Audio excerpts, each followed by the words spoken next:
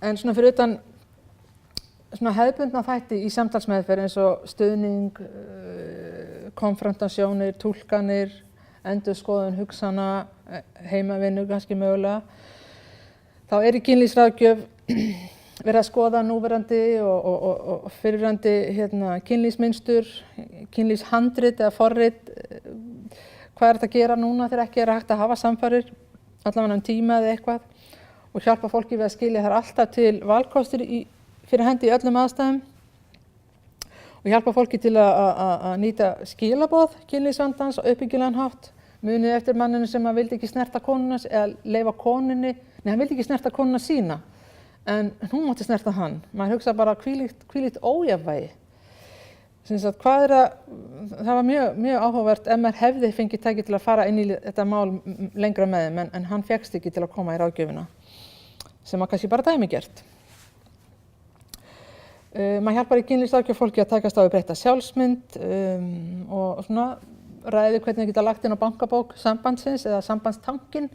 Ég veit ekki hversu oft ég fæ spurningar hvað rétt að gera það oft og ég segi það ekki til nein uppskrift af því eða forskrift af því.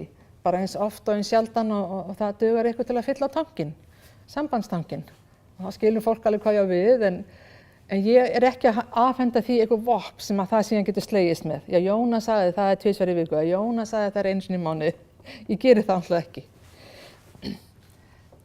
En í kynlífsráðgjöf eins og kannski þið hafi heyrt, þá maður mikið að fræða vegna þess að fólk lærir og lítið í rauninni svona í skólakerfinu fyrir þetta kannski einhverja kynfræðslu. Það lærir og lítið hvernig málin þróast í langtíma samböndum eins og með áhugann sem ég nefndi og fleira. Og maður mikið að leiðrétta alls konar ranghugmyndir, til dæmis varðandi nytsemi kvíða fyrir kynlífsupplifun. Það alrangt að kvíði skemmi allt í kynlífi, þvert á móti getur pínlítill kvíði, einhver kvíði, vægur kvíði, getur kallað hann hvað sem verið gagnlegur í að efla kynlífsupplifun. Maður getur frætt aukaverkanir lyfja og meðferðar, maður getur frætt það sem vantar núna íslenskt orð yfir, penile rehabilitation og vaginal rehabilitation, hvernig maður getur bara viðhaldið blóðflæðinu til kynfæranna eftir aðgerði til dæmis, til þess að vefirnir taki fyrr við sér og taugar og fleira, frætt hjálpartæki, sleipiefni, ýmislegt. Og í kynlífsráðgjöf maður líka að hjálpa fólki að taka ákvarðanir, svona styðja það í því hvað það tekur ákvörðunum, en þá þarf maður fyrst að hlusta. Ég ekki með eitthvað hugmynd að fólki að gera svona hinsegin eða svona oft eða svona lítið.